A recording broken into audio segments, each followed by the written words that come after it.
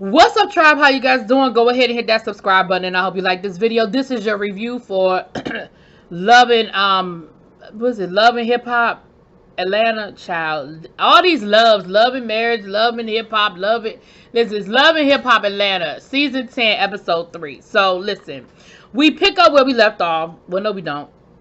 We pick up Erica's having her pregnancy photo shoot, yada yada yada, Buddha Buddha Buddha. We'll get to that later. It is Yandy's birthday, so Mendeecees is throwing her a party. The majority of the cast comes through. We see Scrap and Bam. He said, listen, you know, she ain't really supporting my career right now. She don't want me to go nowhere. She don't want me to do nothing. And I see both sides of that coin. Listen, Bambi is tired. Okay? Bambi has had 2.5 children in less than 5 years. And it is a lot. She done been through the pandemic. It's a lot, and I'm not even being funny. Like, and in between filming shows and doing whatever it is that she does in her regular day job. Like, I think she got a hair company or something, whatever.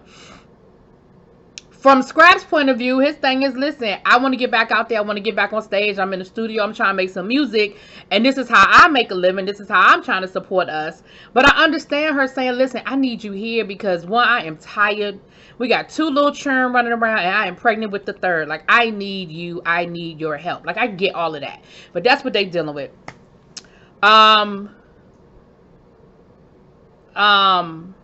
Spice comes through. Who else is there? Y'all know, Kurt and Rashida, they there, you know. So here comes Carly walking through with who? Lamar Odom. Listen, let me tell y'all what I'm not getting ready to do. What I'm not getting ready to do is put a whole lot of energy, thought into this whole Lamar Odom, Carly Red situation for a couple of reasons. One, it don't even look all that convincing in these scenes that they done filmed, okay? And 2, they was just fighting each other on Twitter 3 days ago, so I'm not putting a whole lot of energy into this. What it seems like is that they knew each other or they met each other. She was doing what she was doing. He was doing, we know what he was doing. And they reconnected, and now they're hanging out and they're dating. Carly says she's not sleeping with him because she doesn't want to get caught up in sex, because that's what she's always gone wrong in her relationships in the past, is that she's led with sex. And so she wants to get a chance to get to know him and for them to connect on a different level. Later on in the episode, we see them out on a date. Carly has opened up a restaurant during the pandemic. Probably wasn't the best time to open up a restaurant, but she said things are going well and it is what it is, and they working. Look like it's like a soul food type situation. And so it is what it is. Now, Mendeecees has a surprise for Yandy. It's her birthday last year. He was just coming out of the jail. He was on house arrest during the pandemic. They couldn't do nothing. So now he wants to celebrate, and he wants to show her how much he loves her. So he buys her a new car. He buys her a Rolls Royce. It is cute. It is sweet. And once again, this is an example of they give us too much on the blogs because we already saw all of this and we already knew. We knew that Carly Red was there with Lamar Odom. We know that Mendeecees gave Yandy a car for her birthday. Like, so it's kind of anticlimactic, but it is what it is. It happened, okay? Next, we see Scrap on stage performing. He asked Safari to come on out through. Safari comes on stage. They perform, and Scrappy said this just reminds him how much of how where him and Bambi have sort of drifted apart, because normally Bambi would be there with him after the show, and him and Safari sort of vibed on how much they miss being on stage and yada yada yada. Whatever. Okay. Once again, they commiserating on their relationships and all that good stuff. Anyway, now we head out to the West Coast. We have Sweet Baby Tay. I guess that's her name, child. Sweet Baby Tay is out on the West Coast. She hooking up with her boo thing out in California. She's mixing a little business with pleasure. She's the dude she dating. He's a rapper. She say he's Grammy nominated. Listen, I guess they're just giving Grammy nominations to everybody these days, because I don't know none of these people. But anyway, she talks about the fact that she's got family out there. You know, she didn't grow up with her dad. She didn't really know, and they never really say who her father is, but we know who her mama is, so we can kind of probably do the research. I ain't put the trouble in to Google it. I have some suspicions, but it ain't that deep, you know. And so we see her hanging out with a dude down at the beach, and she invites him to come celebrate her birthday in Jamaica. And he tells her, listen, my brother's getting married. I don't know if I can make that. And she was like, well, I really want you to come, and yada, yada, yada. But I'm like, it's his brother's birthday. Like, even if y'all were a couple, that would be a stretch. You would expect him to not spend his not go to his brother's wedding to spend your birthday with you. I just felt like that was a lot. Later on, we see that she has a little get together at her Airbnb. Some people coming through. And then we see Miss Brittany from Love and Hip Hop Hollywood, the one that was the songwriter that was getting into it with Paris and Zales and on the bus and all that good stuff. And she wrote, some of Baby Tay's music, so they have a relationship. And she tells her, listen, girl, you are dating a rapper, and you know what comes with dating a rapper. Like, what is your legit expectation of this man? Like, what is it that you really feel like you gonna get from this man? And so she was just like, well, I really, want, I want to try to make this work. I really want to, date him, and I want this to be a situation. So they playing this game, 2 truths and a lie. And he told his 2 truths and his lie, and going to Jamaica was one of his lies. And he tells her, he was like, I told you I'm not going to Jamaica. She gets mad and throws everybody out. Again, I'm not really sure what you expect from this man. He told you it was his brother's wedding. Like, my sister getting married in 2 weeks, and it's probably not too much of nothing that's going to happen that's going to make me say I'm not going to my sister's wedding. Certainly not somebody that I'm dating casually. Like, that's not, no. That's not happening. Anyway, so we have Yandy and Mendices. They down to the park with all the kids. Mendices got all his kids together. He said it's the first time that he's had all his kids together like this, and they down playing basketball. Yandy lets him know that baby girl, what was the baby's name? India, I think, but that don't even sound right. But baby girl,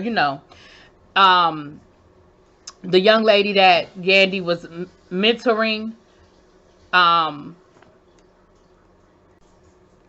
Infinity is the baby's name. So she's in college up in New York, and her and Yandy, which I guess I don't be following the right people because I ain't even know none of this, but Yandy said that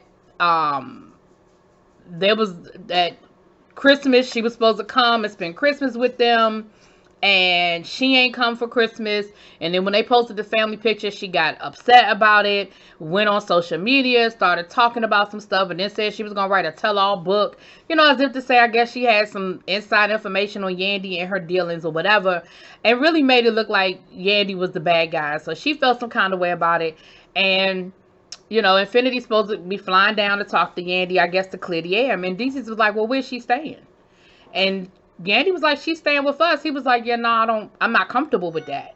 He said, because I don't want to walk around my house on eggshells, and I don't want to feel like if I say the wrong thing, it's going to be in the blogs the next day, or you're going to be tweeting about it. So, like, no, I'm not comfortable with her. So, like, I'm all for y'all trying to work out y'all relationship, but you're going to have to put her up in a hotel or something, because I'm just not comfortable with her in my house. So, later on in the episode, we do see them have a conversation, and listen, I'm still not 100% clear on the situation, because I feel like it's definitely more to the story. I don't feel like it's as black and white as she felt left out of a family picture on Christmas, because my thing is, you weren't there on Christmas, so you had to know that pictures was going to be posted. Now, she said that she didn't appreciate the caption that Mendici used underneath the pictures, as if to make it seem like that was the only family and the rest of the family didn't matter or whatever, meaning her. So then, she says to Yandy, so that means that, so because I said some things on social media, that justifies sending me back to my grandmother's house. And I think she worded it as the lion's den or something like that. And Yandy was like, yeah, like, I can't have you causing strife and creating this situation. Like, yeah, that justifies the decision that I had to make. And then we find out from Yandy's point of view, it is much, much deeper than that. That Infinity started dating. Well, she never, well, I feel like they were being very careful in their wording.